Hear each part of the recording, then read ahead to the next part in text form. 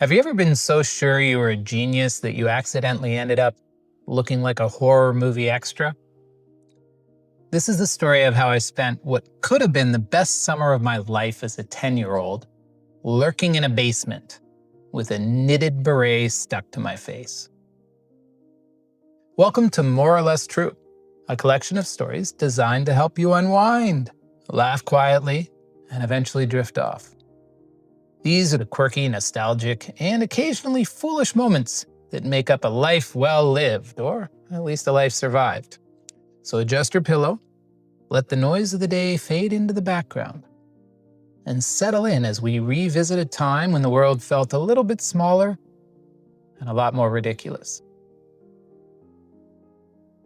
So it's funny how well I can remember some things, while at the same time, I can't remember other things at all. I can remember the moment leading up to the crash perfectly, almost 50 years later. But when I think about the crash itself, the most I can muster is a moment where I felt the pavement below me rushing like a river. It was the first day of summer. I was 10 years old and I was on my bike.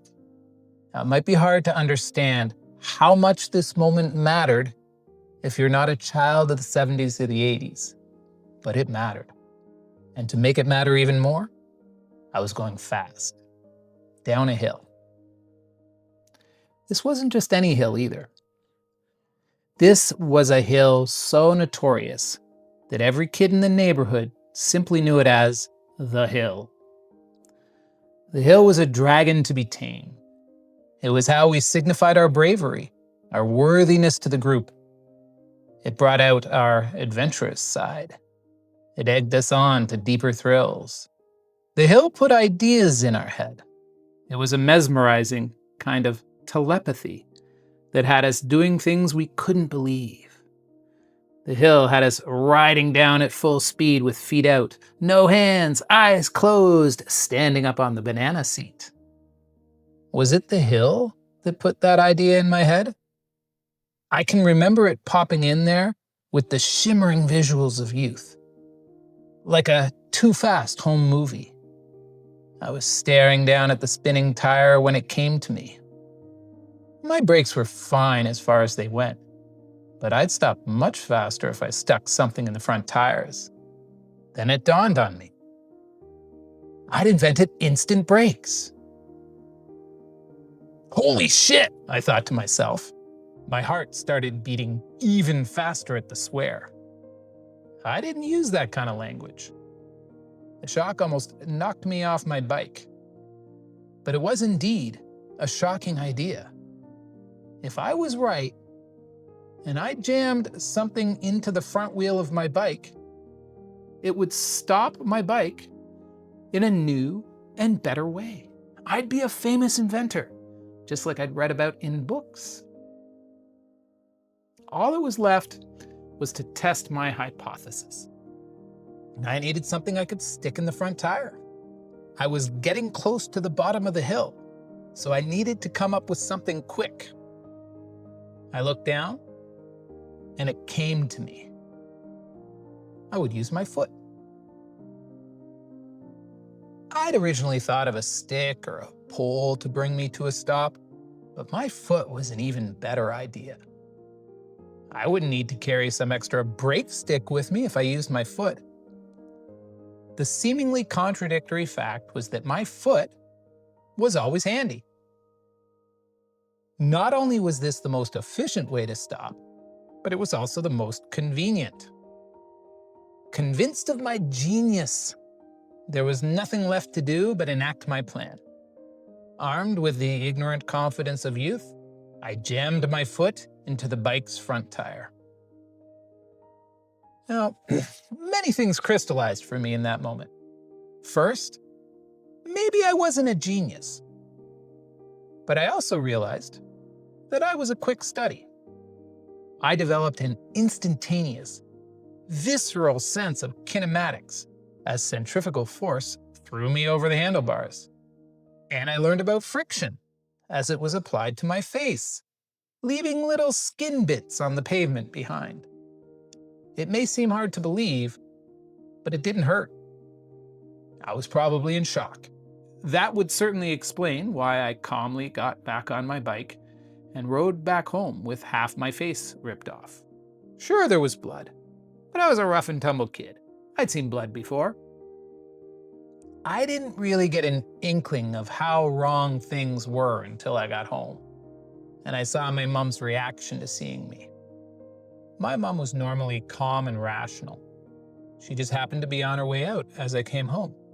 She was looking through her purse for her keys, oblivious. "Hello, David. Did you have fun on your bike?" Did she not even notice that I was bleeding pretty heavily on the foyer tiles? Mom? Something about my tone made her look at me. Her eyes went wide. An O shape, her mouth suddenly mirrored. Momentarily, there was silence. Then the screaming came. Suddenly, I wished we could go back to her not noticing my face at all. She was overwrought, but that didn't stop her from doing what she needed to do. She bundled me into the car with a knitted beret for a makeshift dressing to staunch the flow of blood. Despite how much she was freaking out, she drove me to the hospital as quickly as she could. This meant that she slowed down before going through every stop sign and stopped, looking both ways before running every red light. I wonder if the drive calmed her because she had stopped screaming by the time she rushed me to the emergency nursing station. "My son needs help." The nurse at the station held out a clipboard. "Fill this in and take a seat." The nurse at the station was the officious type. She didn't even look up as she said this, which was good, because if she had, she would have been very disappointed by the fact that my mom had completely ignored her instructions and was taking me through the swinging doors beyond which medical attention presumably lay. On the other side, she was immediately stopped by a large security guard.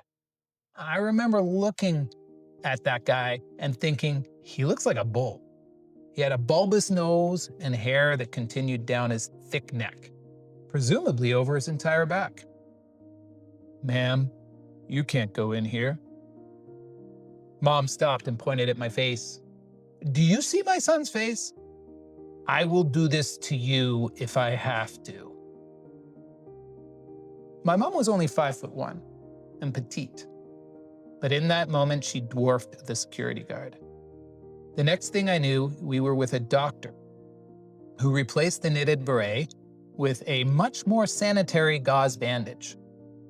This new and improved dressing came with instructions on how to keep the wound clean and avoid scarring. Clean the wound daily with warm water. Pat it dry and apply the ointment. Then redo the dressing with clean gauze. This seemed like a lot of work, but I was willing to do whatever I needed to keep the doctor, and by extension, my mom, happy. I wasn't ready for what came next, though. The doctor lowered his voice. "And the thing I need to tell you is this. If you want to avoid scarring, keep out of sunlight at all times." For Mom, Dad, and pretty much every other adult, this was the #1 takeaway. To avoid scarring, I had to keep out of the sun for 2 months. Now, to make matters worse, this was the first day of summer vacation. That meant I would be able to go out again into the sunlight only after summer vacation ended. Was I happy about this? No. I was a boy lurking in the shadows with half his face a mask of gauze. I'd sit for hours staring forlornly out my basement window, bitterly imagining the fun I was missing out on and hoping against hope to see some sign of life. Something small like a butterfly that never came. It was the worst summer of my life. I call it my Phantom of the Opera phase. I could hear them sometimes, the kids, screaming, Little snippets of pure joy, squeals of pleasure as they moved on from one summer adventure to another. My friends were having the sun-dappled summer of their lives. Meanwhile, the only sunlight I saw was the few ragged rays that made their way through the window in the evening, lighting up the dust bunnies at play. I had plenty of opportunity to think about what the boy on the bike did on the hill. How could anyone ever be so stupid? It might seem impossible, but I am, living proof that someone can be. The thing is, no matter how much I went over it in my head, one thing never ceased to amaze me. Even though I was going to do something remarkably stupid, I was absolutely convinced of my genius. And that's the lesson I took away from it. Whenever you think you've come up with something new, something amazing, just be careful you're not sticking your foot in the front tire of your bike. And thank you for letting me share this little slice of the world with you tonight. I'm truly glad you were here. If these stories helped you unwind, please take a moment to like and subscribe to DavePlusComedy so you don't miss out on our next adventure. I'll be back next week with another more or less true story to help you drift off. And until then, sleep well.